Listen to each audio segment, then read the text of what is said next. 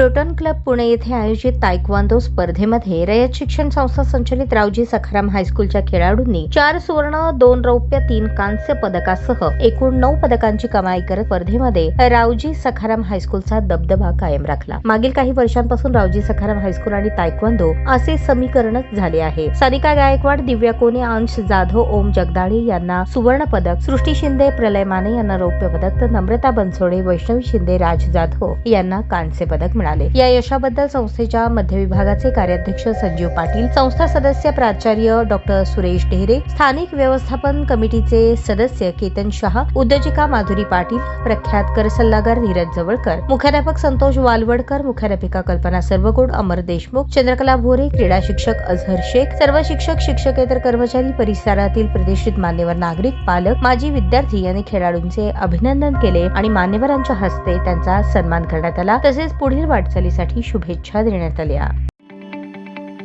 ताज्या बातम्या पाहण्यासाठी प्राईम महाराष्ट्र न्यूज चॅनलला सबस्क्राईब करा।